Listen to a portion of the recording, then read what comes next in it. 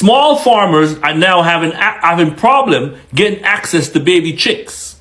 If we have all the smarts to go and import all these chicken overnight, why not use all this land that we have and empower our people? Give every mom and pop an opportunity. Now the development bank is up and running. If we allow these chicken cartels to continue to dominate the industry, what are we really leaving for these small farmers and young entrepreneurs to really do and get the permission to import chicken? Who are these importers? What are the procedures? Where are they storing these chicken? How is these chicken being packaged? Guyanese deserve to know the truth. We demand transparency. The minister must publish who are the importers, how much are they allowed to import, and what are you doing to correct whatever is creating the shortage so our small farmers will not again be pushed to side. A few days ago, there was an announcement that the Poultry Association, or whatever they want to call it, will be seeking permission to import chickens.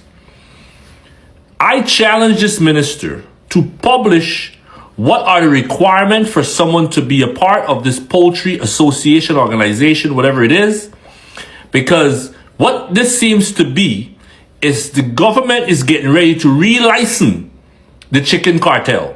And here why I'm certain about this. Not less than 24 hours after, 48 hours after, the Guyanese Critic would have published a truck in the Diamond area, which the only person we know, again, is the sheriff who has his cold storage there. Last night, people, I'll put the trucks below so you can see, 2 more trucks has been entering in the country. You know, unless we decide as a people that we are going to demand transparency in these ministries, see this minister right here? Him and his son would have already come under a lot of scrutiny since this government entered into office. Now, once again, it smells like the chicken cartel is going to be operating again. This looks like the chicken cartel is back in business. And that is only going to put the small farmers out of business. They have created the shortages, in my humble opinion. Because what has been happening is small farmers are now having problem getting access to baby chicks. If we have all the smarts to go and import all these chicken overnight, why not use all this land that we have and empower our people? Give every mom and pop an opportunity. Now the development bank is up and running. If we allow these chicken cartels to continue to dominate the industry, what are we really leaving for these small farmers and young entrepreneurs to really do? What is the requirement? How do someone become a part of the Poultry Association? How? What is the requirement? Are these chickens being properly frozen before they leave where they're going? What checks and balances? What kind of packaging? How are we knowing if we're buying local chicken or foreign chicken? We demand full transparency. Is this a one-time permit? Is this a lifetime permit? You don't just get away. This particular minister here, people, accused of enough. So we are going to monitor this chicken import. He must publish who and how much are they allowed to import. Is this a one-off? What are you doing to correct the shortage? Now, $2.5 billion was spent, people, to create the farming of local soya. Now, who are these people? Who do you think these people are that are benefiting from that $2.5 billion?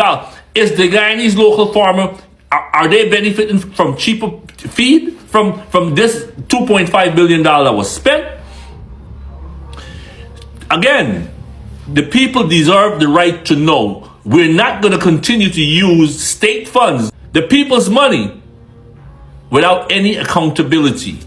I am going to follow this chicken, and I'm demanding of the minister to demonstrate to the Guyanese people who are these people that are that are getting the license to import.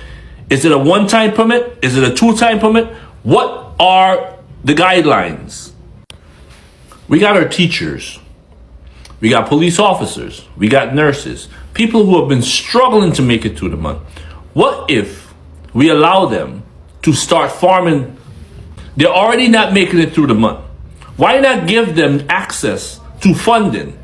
Let them help to meet the country's demand. Why are we, in one hand, we're bragging on we got all these new farmhouse for chicken? What good are these farmhouses if we're still importing chicken? Why not empower our people? Why not have our nurses? Why not have our police? Why not have our single mother? Why not give them the funding they need to rear 1,000 birds? How do you bring your people along if you continue to import or to give the importation to, in our humble opinion, what we call the oligarchs, the rich guy? I hope it's not because of this disaster that we're faced with. This minister is somehow thinking they're not paying attention. Who are these importers? How is it that literally less than 3 days after this announcement was made, chicken is starting to enter into Ghana? Like the trucks were already there, they were already loaded, they're already at the border when this application was made. Can I become a chicken importer? What are the requirements? Can my neighbor become a chicken importer? What are the requirements? Or you just have to be a part of the elite?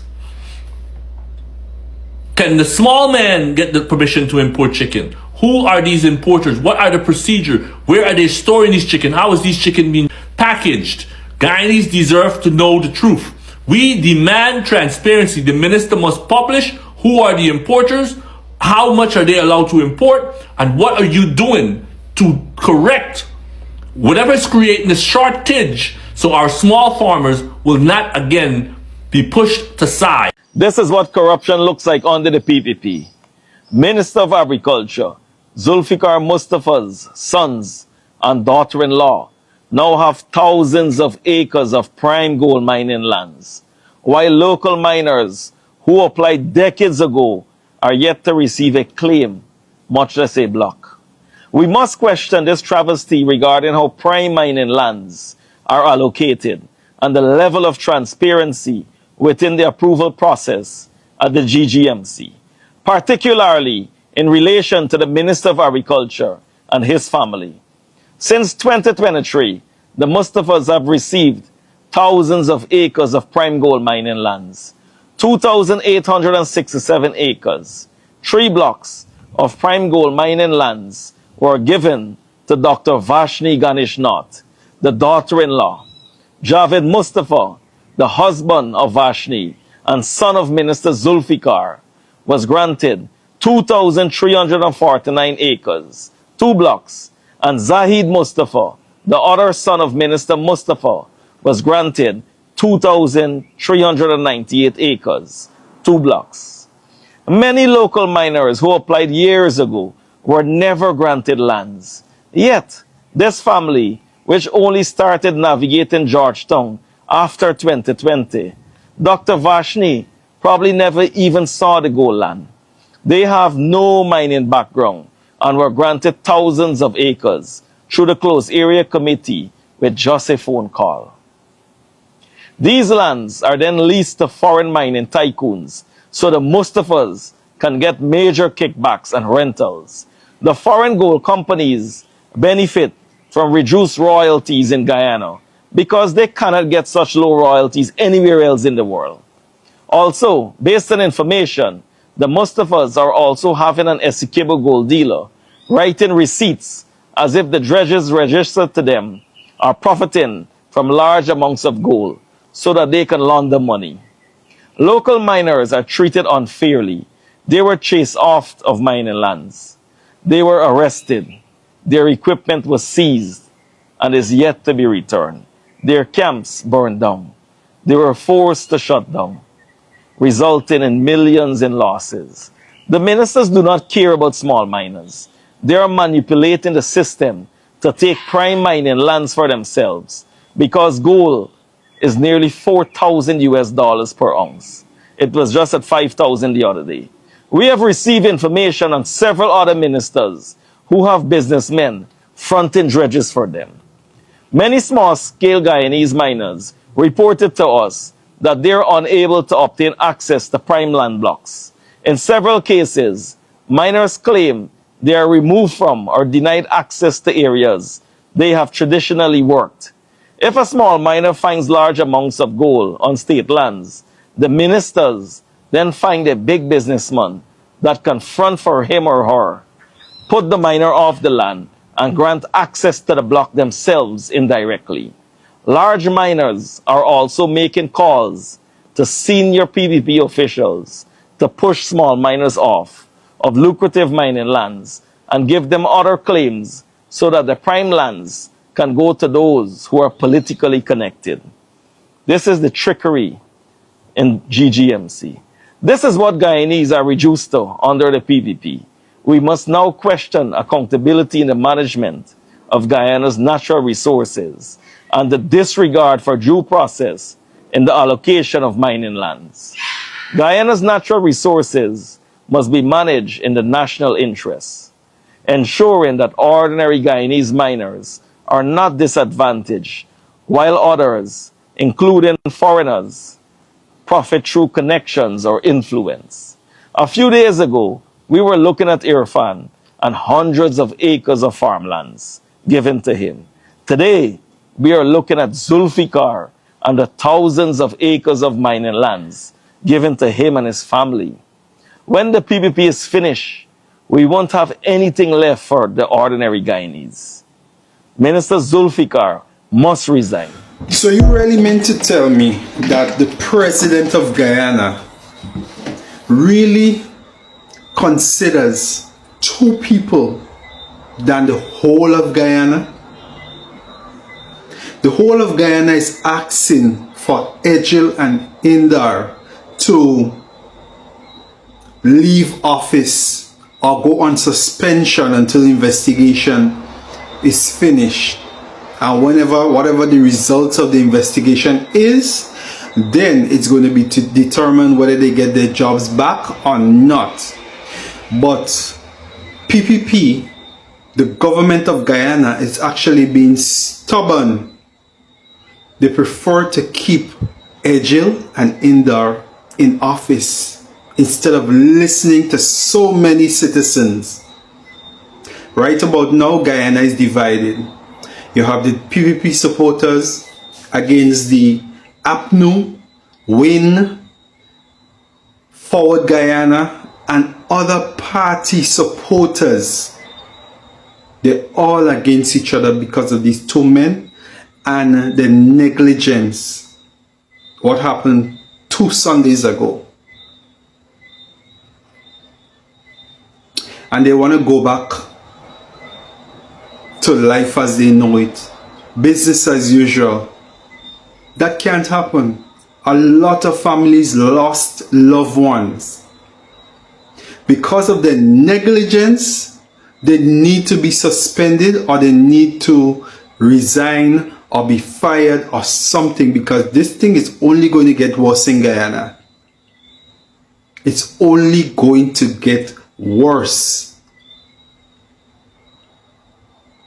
So President Ali, you need to do something about this.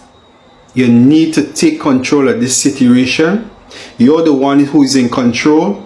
We don't want to hear about the boat has been around in PNC time and APNU time, and it happened in your government, in your rule.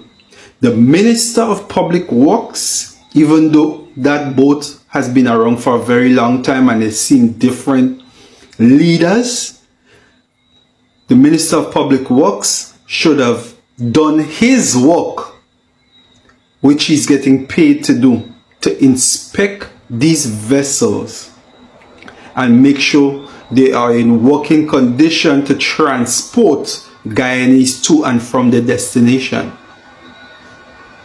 Anyway, people, I go back and season me chicken. Mr. Opposition Leader, look what's going on here at the President residence in Lenora. On this Emancipation Day, the President got barricades on the road here, and the police stand up here from since last night. What did they stand up? Imagine the same President was saying, look, we barricading democracy. Yes. The barrier to freedom. Yes. This is the barrier to injustice. And this is the barrier that is protecting a dictatorship in this country. Yes. This barrier is protecting a dictatorship. This barrier is keeping our peaceful people from standing up against a dictatorship.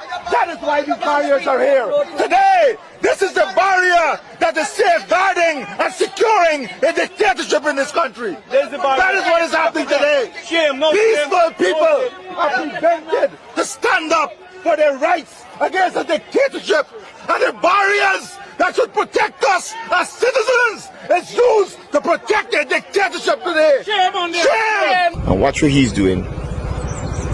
Look what's going on here. The police are started looking like they're hungry. Oh, watch at them. They look hungry. They look like they ain't even get nothing to eat. Watch at that. Watch how they're looking at.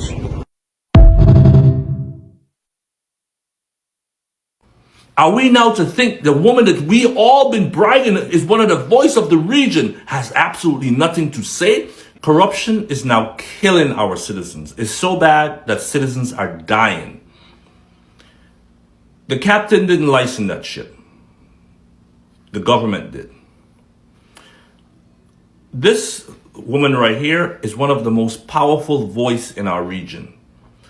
We all would have seen she went up against the United States when they tried to ban those Cubans who have been with us. She spoke out. She has one of those independent voice. Guyana is a sovereign state. We know this, but we have neighbors. We have friends. Speak to the friend. Speak to your brother. I'm calling on Trinidad Prime Minister. I'm calling on the United States Marco Rubio. You've all shown a very close relationship with Guyana.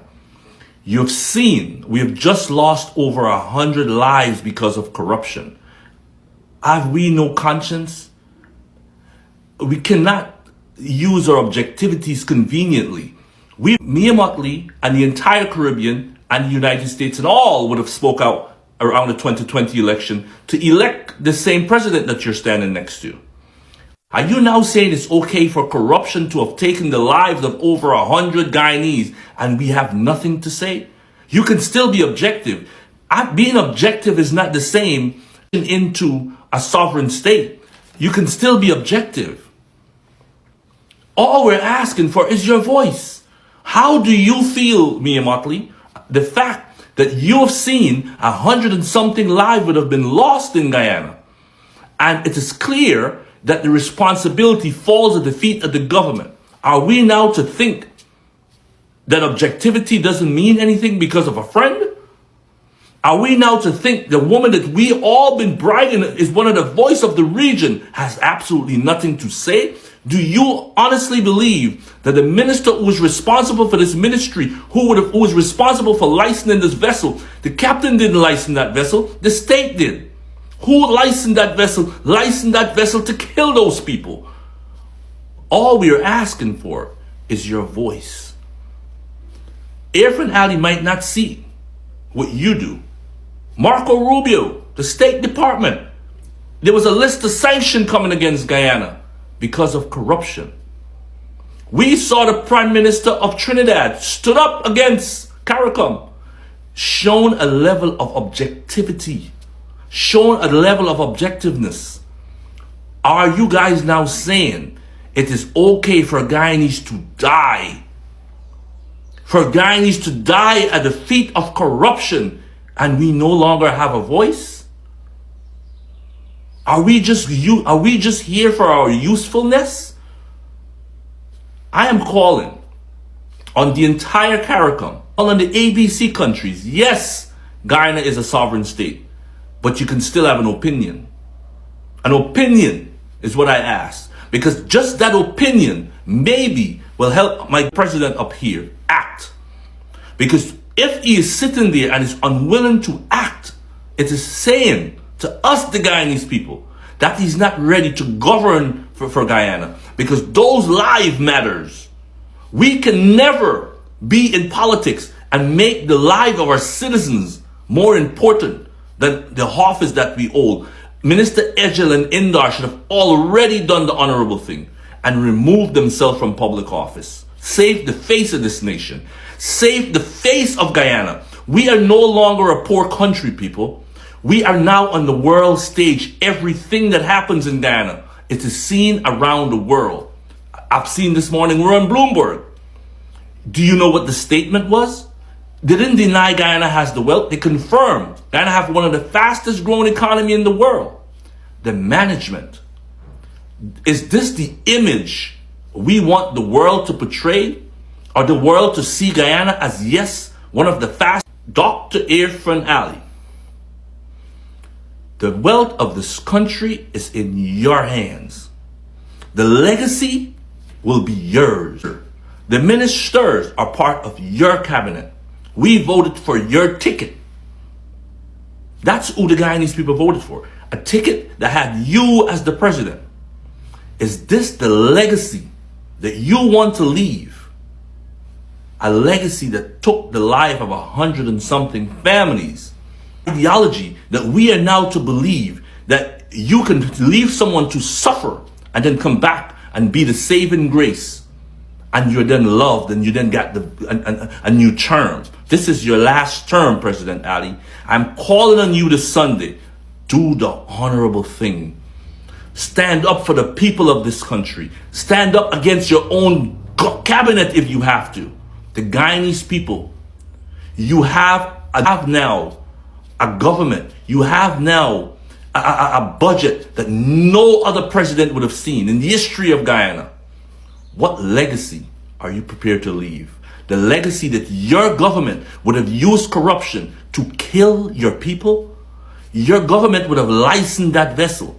The captain didn't license that vessel. Your government did. And when they licensed that vessel, Mr. President, they licensed it to kill those people because that vessel should not have been licensed in the first place. Is this the legacy? And the woman that is standing there next to you, people see her as the leader of the Caribbean. One of the leading face, the leading voice. Oh my God, I love her. What do you have to say about this?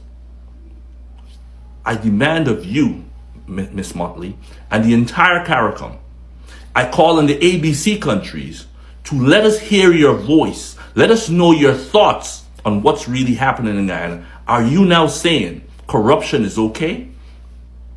We have seen Venezuela president being snatched in the middle of the night. Some people are saying he was kidnapped. I'm not an attorney. I'm just a voice for the people. So I'm going to leave my opinion out right now. But are you now saying the corruption in Guyana is okay? Are we now a state for just... The fight is still on. The CCJ didn't rule in our favor, but we respect the court's decision. But what is important to note, within the judgment, 200 and something pages judgment our lawyers just received from the CCJ, they acknowledge all the statements during the campaign trail and even far before the campaign trail, where Jagdeo and Nandalal and all the ministers, the lies they mentioned about me and my family that could have interfered significantly with the independence of our judiciary here in Guyana. But the matter will resume, the extradition case will resume at the magistrate's court, but we still have a court hearing with the appeal court. We filed a court case there, a constitutional case, and we're waiting on directives from the appeal court on the way forward. But the work of the people must continue. I have this family. They met with the president this morning. The president berated them. The president threatened them. And I would like you to hear for yourselves the manner in which the president of the Cooperative Republic of Guyana, Mohammed Irfan Ali, treated this family, knowing that they lost 3 loved ones. This family, as you can recall, with the excavator burial, their loved ones were buried with an excavator. Such inhumane and with no dignity how they treated the dead. So, sir, what happened this morning when you met with the president at the State House? Well, when I met with the president at the State House this morning, I got a big hope and everything, like, you know, for get some justice for this family. As we was making our plans for store Saturdays, how they gonna do this tomb and burial and everything, transfer and do everything to for we. Because them see these videos like what this silent mother burying with a Charlie. Child and mother in one tomb, tomb. coffin. Coffin. Yeah. Today is done Wednesday. You mentioned Charlie, that's an excavator, Yeah, just so that's an people can excavator, understand. Yes. Today is done Wednesday. Since Saturday, I'm gonna be going around, coming around. So when I met with the president on this morning, I expect, you know, he could give you a good answer towards this matter where we see there. And he explanation towards me how he can't do nothing but it. The most he could do is just build with the tomb, and we have to do the rest after that. And he could just give the okay with the police, so we go and do what we have to do, but we have to do the rest. And I was so shocked when he tell him that as a president, for know that how this mother and child and husband die in an incident like this here, so. And the painful death of them must have got through. I don't know what they're going through on the water when they died. See the pain what she got through when she go and bury the family. Pain again. The loves on the pain what they're going through. I does this son in line the family, but he just feel me because me and them that's close together, the administration now. But you mentioned you mentioned that the president threatened you with taking pictures and videos. Yeah. When he told me that he got thing, but we can't take no photograph, no videos or nothing because Of what? of the deceased in the tomb in the burial. Like we go for dig it out, we got do some pictures, make some video like we taking it out back, put it in the tomb, you know, for do some videos and pictures. You know why we for do nothing like that? Because we be arrested by the police. Wow. This is dictatorship. This is dictatorship in our country. Why can't families of the deceased take photos of their loved ones at the burial ground for memories? This is dictatorship. So he told you this at the State House? Yes, he told me that this at the State House this morning. You mentioned that he called police too? Plus he called a inspector, I think the name is Singh, an Indian officer with the brown. Yeah, and he was right there. And what he told that police? And he told that police if this family got any pictures or any videos during this transfer, they must be arrested. Oh. That's what he told the police. This is a sad state of affairs presently in this country. So let me just give you a recap what really happened. Her sister, her niece, a 2-year-old baby, and her brother-in-law died. They recovered the bodies. The body of the baby, I recovered that body. And I think also with the baby's mother, I recovered. They were promised a tomb burial at a burial ground. Yeah. The government failed them on this. Instead, Minister Sonia Parag went up to the Hoop Mahaika in an open out area. We don't know where is this, somewhere in the bush. As you can remember in the video, no tombs were around. No tomb, that bare bush. Bare bush. Bare was swamp water. They get an excavator, dig a hole, put the casket in with the baby and the mother, and then throw dirt and mud back on the casket in the presence of a minister. They asked why we were promised a tomb burial. They came at Parliament, they met with Prime Minister Mark Phillips, they met with me. This morning they went to the State House and the President threatened them that if they go there and take pictures and videos when they're trying to get the body out, the casket out, he will arrest them. Yeah. This is dictatorship. I hope the people of this country paying keen attention to what is happening right before our eyes. And he didn't promise, he said he cannot get excavators to take out back the casket, right? He mentioned that?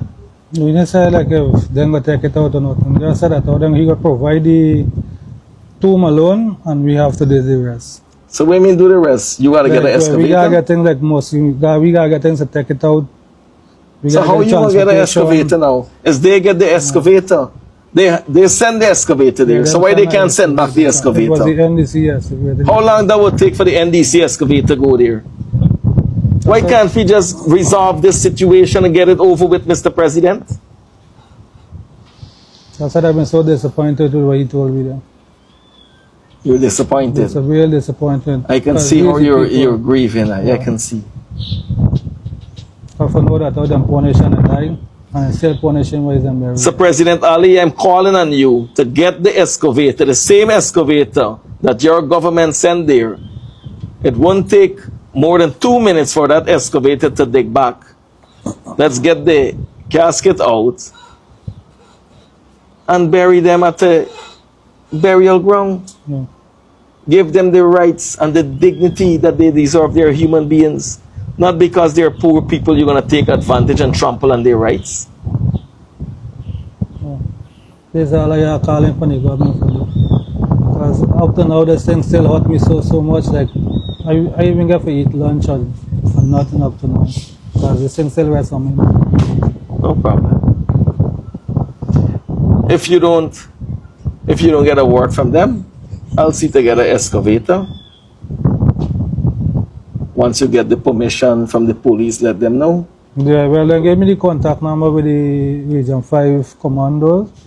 And he already made contact with me and he said that always when I ready, I must notify him and he gave me contact. Good. So we'll arrange it. We'll put systems in place. If the president can't do it for you, I'll get an excavator, rent an excavator to retrieve the casket and bury the bodies where it's rightfully deserved. Amanda, when you take a look at this, some comments that the AG proffered on this very subject matter of these gentlemen, and I want to get your thoughts on the other side. The man who driving the boat, who was drunk, and the first mate who was also drunk and under the influence, and who were in charge of the boat, and who apparently were not at the wheel at the time, they must go free.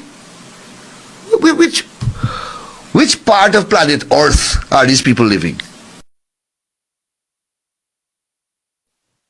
Yeah, so we heard that they were under the influence of cannabis, and now we're hearing that they're drunk. Now, none of that has been tested as yet in a court of law. But again, here's the Attorney General. Answer. I think the Attorney General in that clip has done a couple of very injurious things. Outside of the fact that the captain and the first mate don't steer the ship, that is done by a helmsman. But I'm sure he's just ignorant of how these things operate, and so he speaks. The other thing that he has done, in my view, is that he's prejudiced these three gentlemen's ability to get a fair trial in Guyana because he has poisoned the jury pool. How are these men going to get a fair trial of 12 of their peers when the chief legal officer of the government has been the judge, jury, and executioner in their case? He has prejudiced them. He has prejudiced their case. There is no way these men will be able to get a fair trial now. No way. And so, for political expediency and because they want somebody to pin something on, because they have to provide somebody for people to be angry at, so that the anger is not directed towards them and their administrative oversights and failures, and the fact that they had an 87-year-old vessel on the water, and the fact that this boat was declared unseaworthy on at least 2 occasions, and the fact that they failed to finish the wharf in time, and the fact that the replacement vessel was being used as a party boat by the First Lady, and the fact that the MV Militia that was purchased could not enter into PK because Port Kaituma, rather, because the wharf was not done, and the fact that the rafts, the safety rafts on the vessel were not serviceable, some of them. The fact that this vessel had gone under so much patchwork, and the fact that there was a tender of $125 million out for this vessel because it was basically in an unseaworthy condition. So they have to put somebody out there for people to be angry at. But I want to remind people that justice does not mean that somebody got to pay. Justice means that the right people must pay. There are people who have so many good ideas within the various agencies and ministries that we have.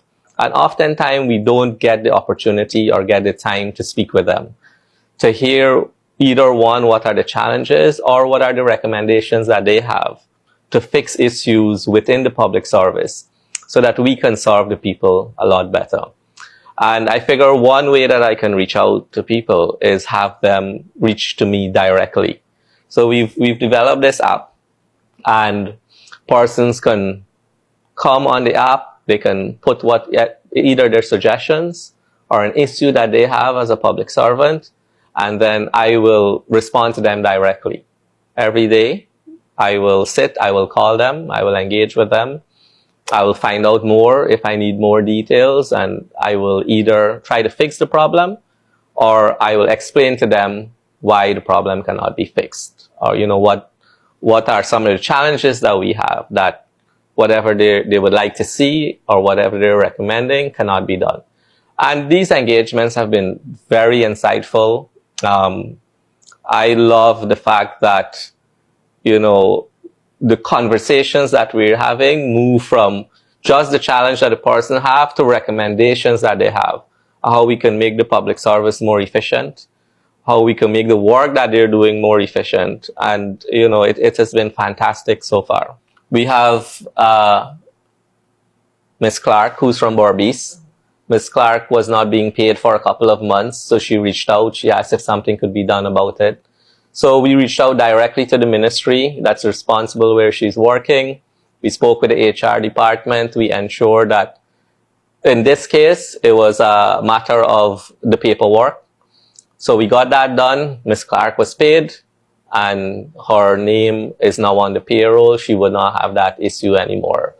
We have Miss Lal, for example. Miss Lal didn't have much of a complaint, but she had a lot of brilliant suggestions. Brilliant suggestion on how we can improve the public service, what we can do in the space of education.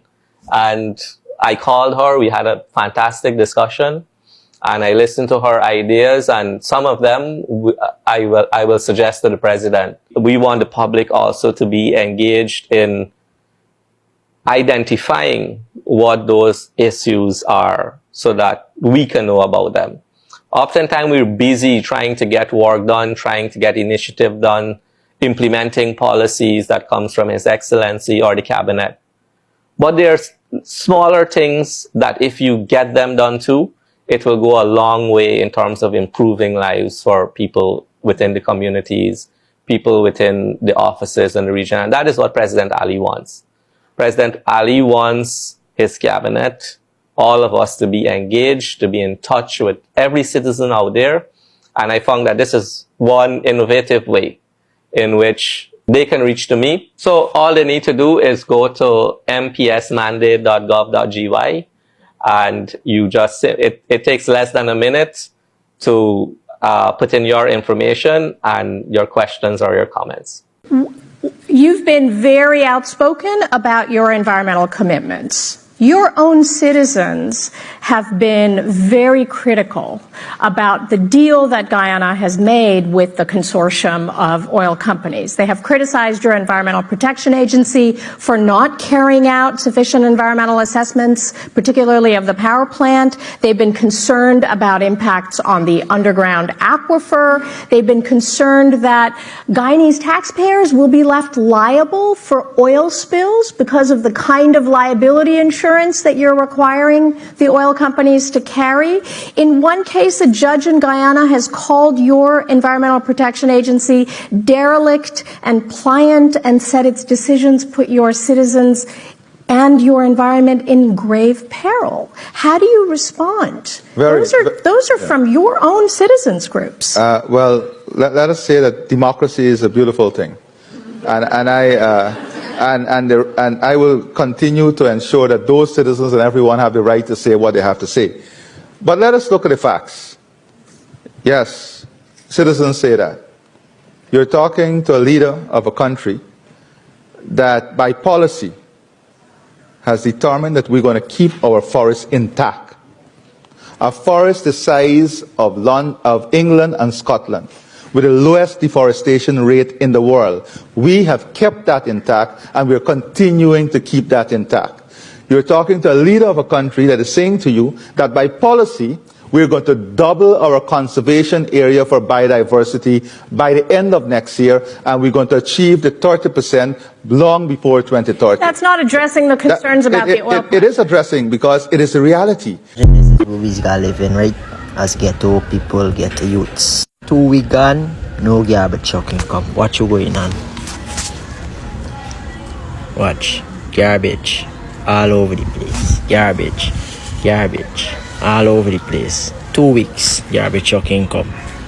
But other area, Kitty and them place, garbage truck don't go through. But Harbourstown, garbage truck can go through. Why is that? You see they want to suffer we all the time. We build this part of the place, and we live here until now, and we never got no asset for come to the road, for go to the market or nothing. They come and bully us, and we are taxpayers living here for down years. How many years? Since how long you live here? Since 1965, my mother lived. 1965. Yes. And how old are you? 77 years. 77. How old are your husband? 84 years. He born and grew here. In the same year. The daddy brother and his sister. And he's claiming this is the government reserve. To your knowledge, this is the government reserve? No, we have to get it for proper rent because we are the taxpayers. We can't come for Hampton Court because we cannot do that in front of his yard or his house or whatever. We cannot do that. He brings a bearer, which he did not show nobody or give nobody notice. He do it by himself, and he do it on build the fence on a weekend where no official is not working. We are taxpayers here. If it's a resort, we have our ingress and outgress, and we apply for our ingress and outgress. We build the place. But it's not a resort.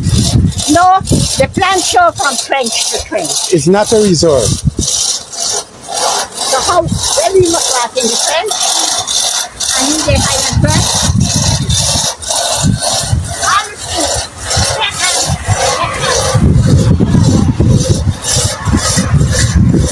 This is where these people have to walk now. Walk across here. Walk across there. This is where these people have to walk. Y'all walk back, let me see where y'all is walk. Walk back, let me see where y'all is walk. Where y'all got to walk.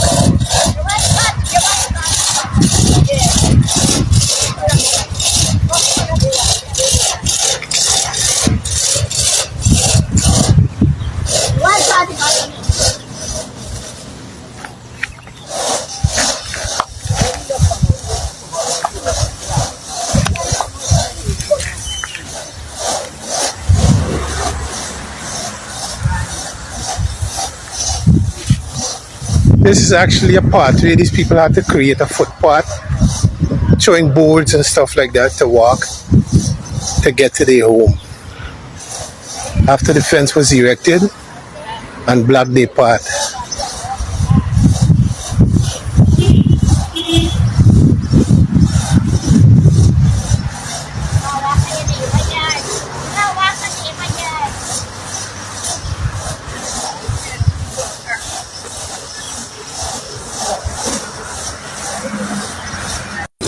Years and over, each and every Guyanese, and there must be a study where every Guyanese receive from this wealth, not only 18 years and over. We have just seen in America where every child that was born in the United States in 2025 will receive $1,000 US in an account that will go into the stock market, and that child will not be able to access that money until 18. People all over the world, regardless of what, are making provision for their citizens. What about us as Guyanese? You need to say all this money is just going to go with the wins, the friends and family and favorite, and poverty remains the same, and our elderly can't fix the step, can't change the roof, it's falling in, they're living in shabby condition, poverty is on the rise. No, it must not happen, and we are here. And I'm saying that I'm in it for the long haul, because we should be not here begging the government or asking the government. We are saying to the government as a people, this is what we want, this is what is happening. And I'm hoping that all Guyanese take a stand to ensure that that happens. Can you say how much at this time? So I observe their protesters, which is being led by Mr. Mahi Paul, is headed over to the office of the president. So let's follow them and see what happens.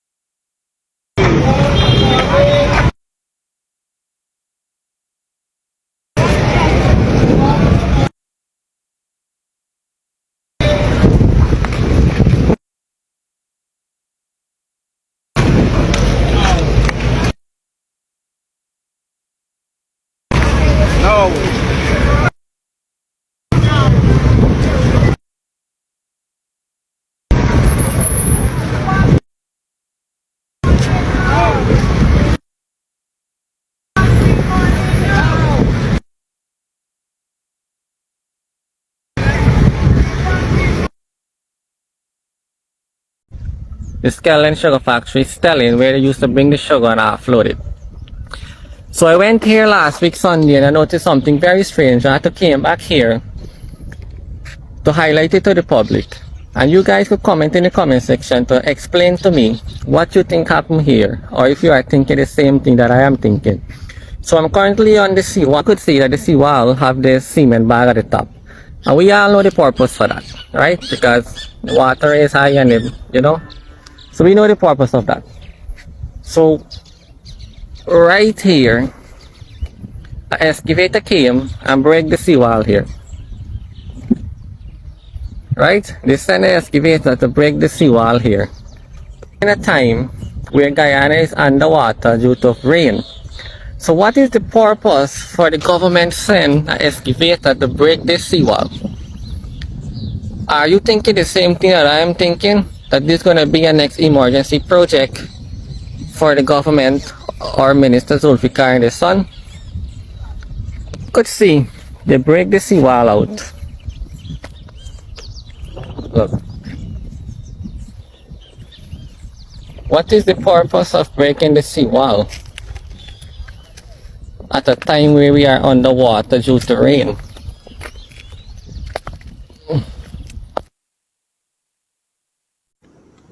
Ifran Ali, come to the front of the class. Listen to this message real quick, and then I'm going to address what you just said. What the Vice President basically said, and I will say it in raw term, the taxes that this man stole from the country, only what we know so far, could have built 15,000 houses. He stole from the people. First and foremost, that is hilarious what you just spoke of, but I'm going to address what you just said. But I'm going to let the people know this first. The people of Guyana do not work for the government. The government work for the people of Guyana. And what do I mean by that? The government manages Guyana's economy. It manages Guyana's resources. They are a management agency for the people of Guyana. That's first and foremost what y'all need to realize. Secondly, you said he stole 15,000 houses worth of taxes. Whatever. It sounds very good. But you have to understand the mismanagement of your government enabled anyone to do what they want to do in that country. The mismanagement of your government got a lot of people sanctioned. These are the things that you need to address. You are attacking Azruddin Muhammad. For what reason? Because you fear that he will change Guyana for the best. And the 23 plus years that you guys were in power, y'all could not do nothing. That's what y'all fear. You're running a hate campaign. You're not running a policy-driven campaign. You are running a hate campaign. And the hate is on one man. And the reason why the hate is on one man is because you fear what he's capable of doing. And exposing you guys for the 20 plus years of power that you guys were in. So a lot of Guyanese think, people think Jack Dale and Ifran Ali, they are so powerful. No, they're not. No, they're not powerful. They work for you, the people of Guyana. They should be managing everything for you. But instead, they manipulate everything about the system and make you think you work for them. It's people like me and other content creators that's bringing this to light to let y'all know it's not the government that we work for. The government work for us, and they work as a management agency for the people, for the resources, for the economy. Everything dealing with Guyana, that's what the president and his regime work for. Open your blasted eyes and see what's really going on. Stop thinking that these people are powerful. No, the people are powerful. The people are the majority. The government is the minority. Open up your blasted eyes and understand that. So if Ranali, you talking about he stole taxes, so why y'all never sanctioned him? You said he stole taxes. How can somebody steal so much taxes under your regime? Or the PPP regime? Explain that to me. So that means you guys are incompetent to run a country. You're incompetent to run a country. That's all I have to say. For those of us without bank accounts, how and when we will receive the cash grant remains a mystery. What about us? For those with disabilities and persons in the hinterland without a bank account, when will those promised checks be printed and distributed? The Minister of Finance mentioned visits to shut-in pensioners, but no fixed timeline. Our simple question is when? The slow and poorly managed rollout of the 100,000 cash grant continues to raise serious concerns. As of April 7, 2026, only 150,963 persons. We can neither confirm nor deny this figure. Approximately 21% of the projected 716,261 beneficiaries have received their payments, leaving nearly 79% of Guyanese still waiting. At the current pace, the distribution may not be completed until late July or August 2026. The government must immediately provide a clear and firm timeline for when all Guyanese, whether they have bank accounts or not, will receive their cash grant. I know this is a deliberate act to stretch the system and frustrate persons. Many persons open bank accounts just to access this cash grant, and this system is so cumbersome, thousands are yet to apply. Ashney, when you come on this media to give further promises, Guyanese want real answers. Tell us when. Please tell us when we will receive our cash grants. So when I see this happening, it breaks my heart. You know why? You know it breaks my heart? This government, under this government, these people, the PPP government, and the PPP supporters, these are the story they carry down to the children and grandchildren about Bornum, dictatorship, what I went through. This band, we line up this. I have no argument to argue about that. Right? But what I'm saying, these are the same people that talk this story. I live among Indians. I sleep among Indians. I was married to an Indian. My children are half Indian, half black. I love my Indian people. These are stories that you hear talk. Huh?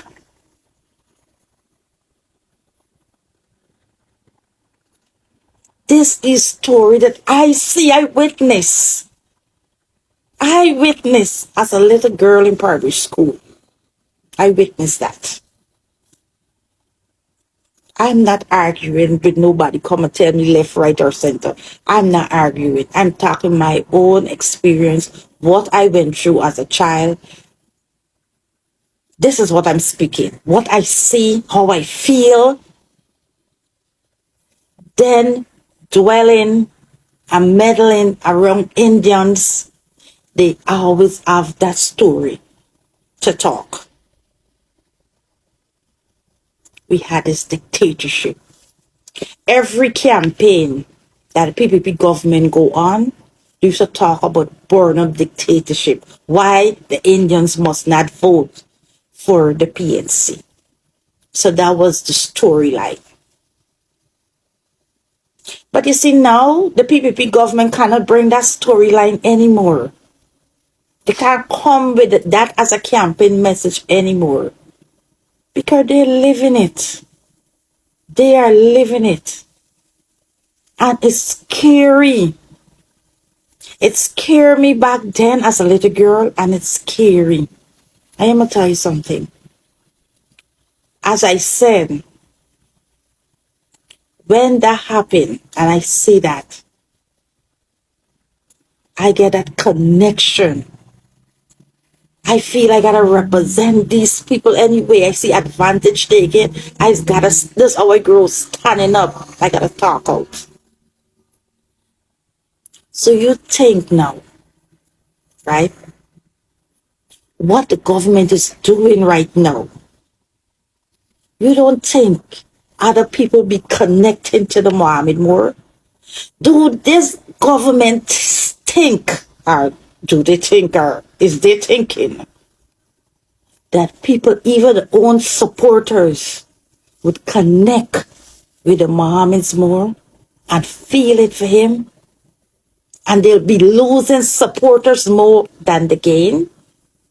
They don't think that. They don't think at the end of the day, an Indian man and an Indian woman, Indian man or Indian woman, or whatever, can say, I feel it, this is my own. At the end of the day, this is my own. Let's be fair. When you, if you inside, all right, let me go this way. Let me go this way. If you talk, as I said, you know, I live between Indians. I dwell. I was married to an Indian. My kids are half Indian, half black. So there's no racial bone here. But I'm gonna spill some facts here. if I walk into the house or at a place, whatever, and Indian people is there, I say, oh, somebody get robbed or somebody get whatever, somebody get beat up. You know, the first question is asked, what kind of man? The sympathy, let me be fair, let me tell you something.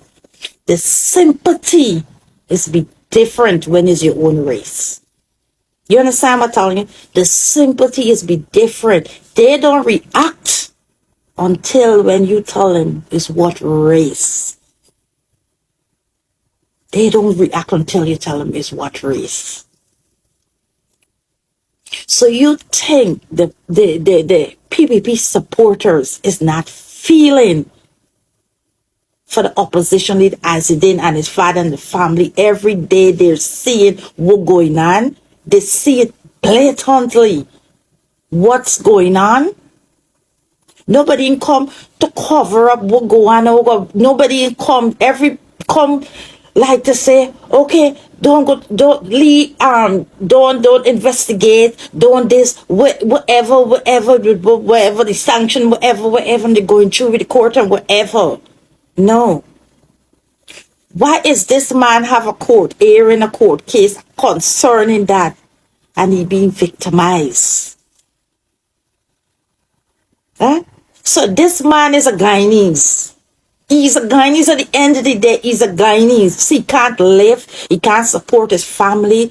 No, he can't. We could do. He can't. His license get taken. He can't do business anymore. He can't feed his family. This is a Guyanese. And I thought you innocent until proven guilty in a court of law. So what is man to do? Went after his insurance. So he can't drive no more. You imagine you're a Guyanese in your own country. I see bandits. I see men, thief man, bandits in and out of jail. I never see a license being taken away from them. Never. Insurance being taken away from them. The murder men going court for murder, go on bail, and no license was revoked from them. No criminals, hard criminals. No license was revoked from them as they're going through the court or whatever. Even if the convicted and they're coming back, the license don't be taken from them. We never see this. This man at the end of the day is a Guyanese. I'm not in a personal, nothing personal between what go on from one go on. I'm not here to say that the man is a liar to represent him. I'm talking because he's a Guyanese. And today is he, tomorrow is me, or you, or you, or you. Or the government might change. And it might be the same set of people that doing it might be in it.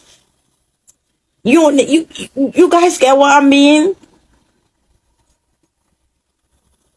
I never see the length and breadth of victimization ever.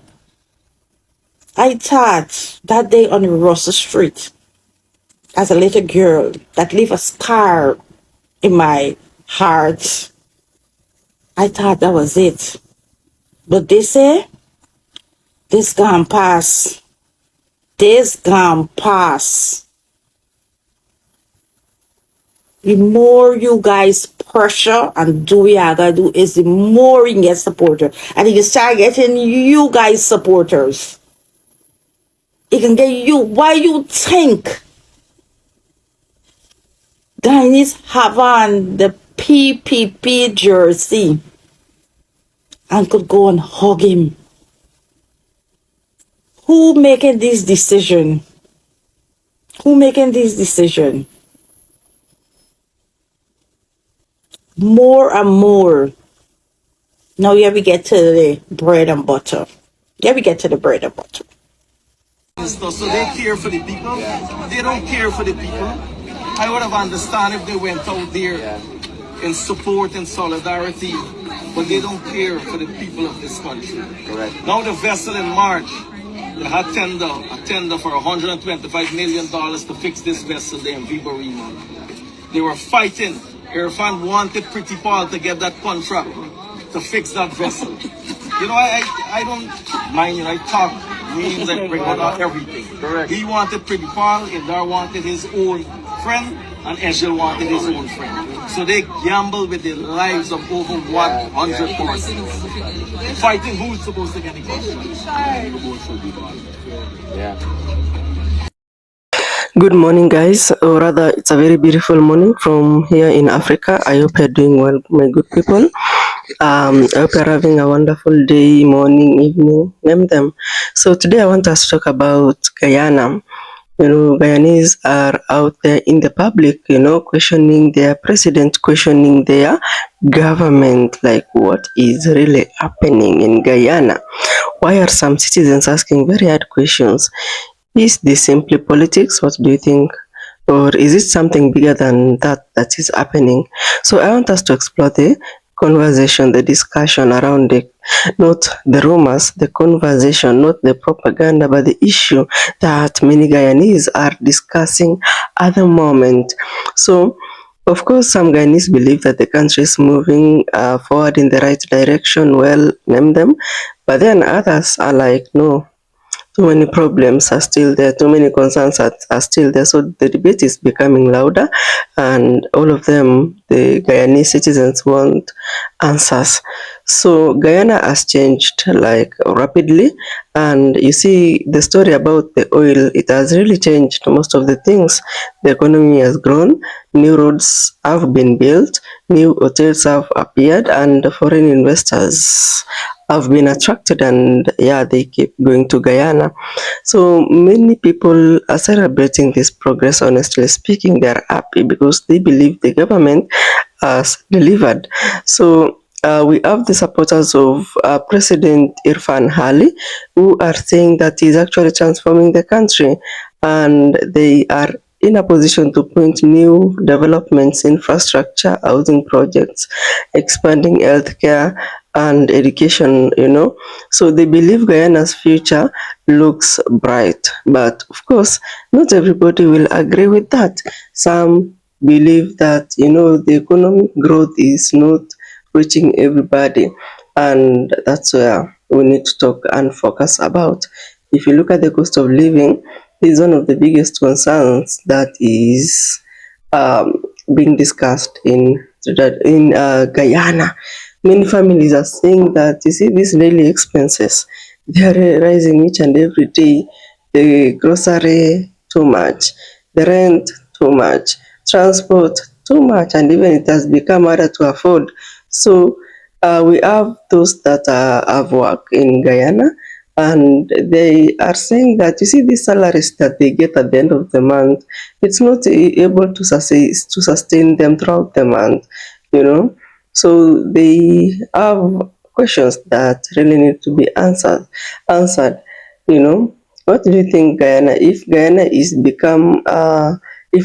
becoming richer, why is it that many families are still struggling? That's a very hard question, by the way.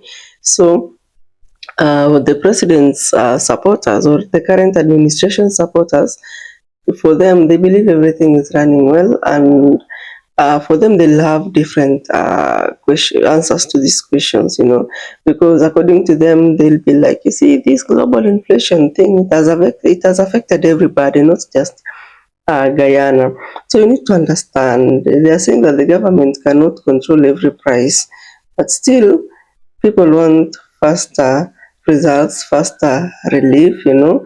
So who do you think is benefiting from this oil that was recently discovered in Guyana? Because oil has honestly transformed Guyana. It has created enormous opportunities, and the government revenue has increased. International attention has actually grown by a huge percentage. So many expected life to improve like very, very fast, but then it has been the opposite because people have remained to be unconvinced, and they are asking who is benefiting the most. And you see, ordinary Guyanese families are actually saying that we're not seeing enough change, because if the country is getting better, then why is it that wealth is not reaching everybody, every community, every village in Guyana? So these are some of the questions that continue to dominate our conversations today, because people are talking about transparency, people are talking about accountability. I really hope you listen to the entire clip. These are the things that people are talking about. They want to see a long-term solution, a long-term benefit. They want to feel less pressure.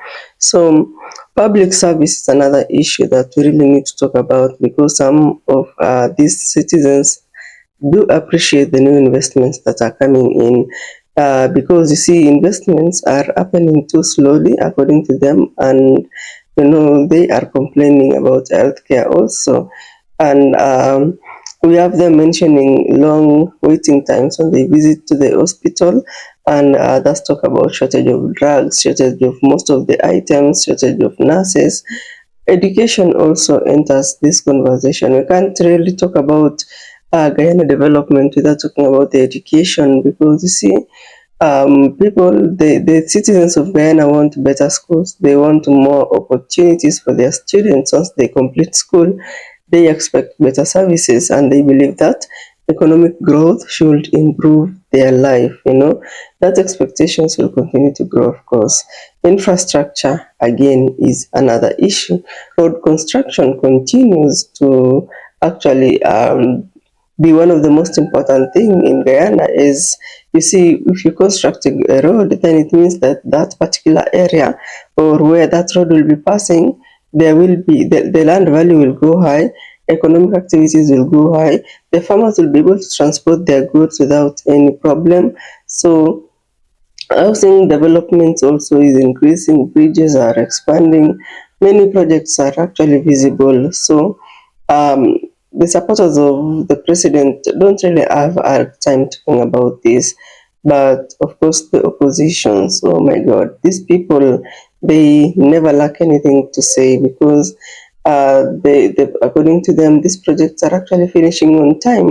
The taxpayers are receiving value for money, and they're telling them, you need to see that rural communities, are they really benefiting equally? So we really need to talk about that transparency. Many Guyanese also are so concerned about it. They want clear communications. They want good management of the public funds, because it's them who are paying the taxes. They want the government decisions to be explained openly and in a manner that everybody understands. Because you see, at the end of the day, trust does matter a lot. And of course, they expect transparency and accountability. A true democracy is whereby trust is there, accountability is there, people are able to ask questions, they're able to receive the answers. And questions, when people ask questions, it doesn't really mean that they oppose you. No, sometimes they just want to reflect and get to see, like, is what they are seeing on the ground really up to standard. Was money well spent or mismanaged? So confidence, you cannot get just like that.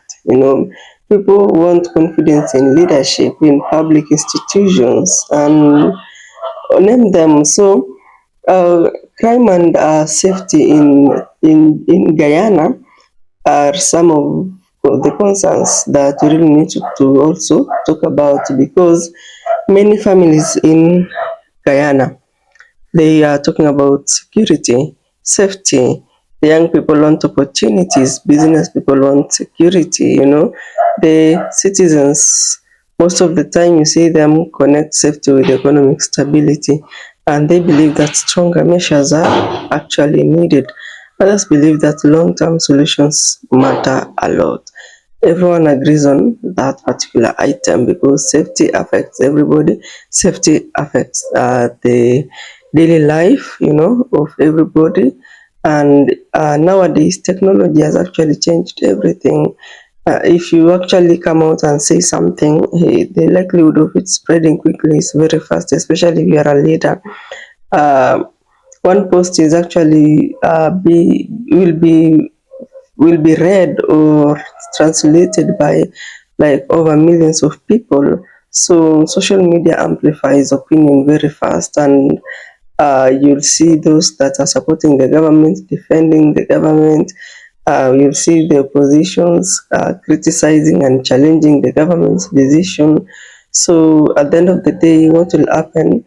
These people that are independent in their opinions, they'll come out and ask very, very difficult questions, because at the end of the day, every issue receives instant attention. And I can honestly tell you, this has changed politics forever. Leaders now face public reactions every day, let me tell you that, and that's what is happening.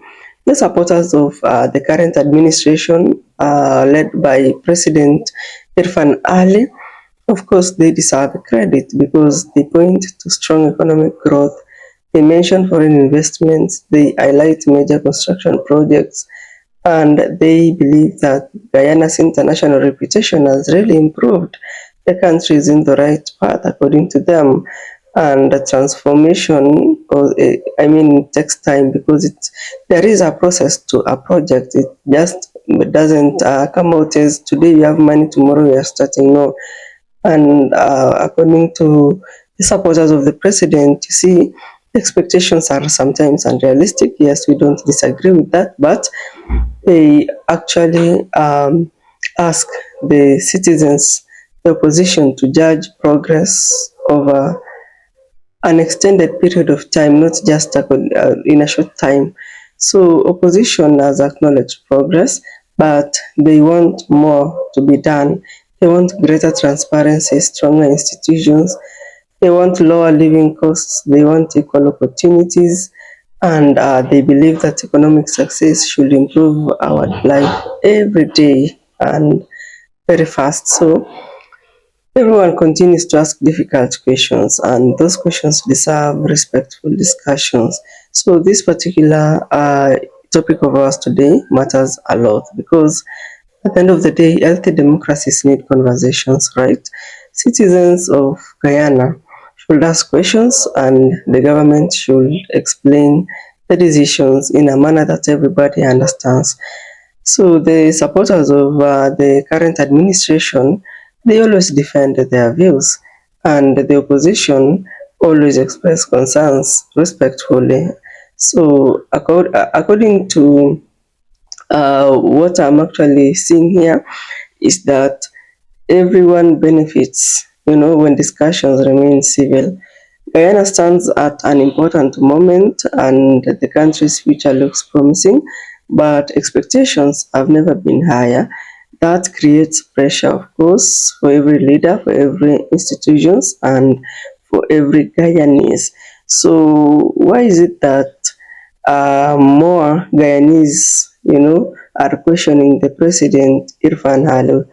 And of course, we don't expect the answer to be simple, because many are worrying about the rising cost of living, and many of them want greater transparency.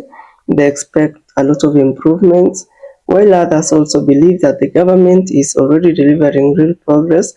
Again, different people see different realities, but one thing is certain: the conversation keeps going on, and the voices of everybody matter. So I want to hear from you. Do you believe Guyana is moving in the right direction? What do you think should happen next? I really would love to hear your comments, your thoughts in the comment section below. Please keep the conversation respectful. I'm gonna see you in the next video. I love you to the moon and back.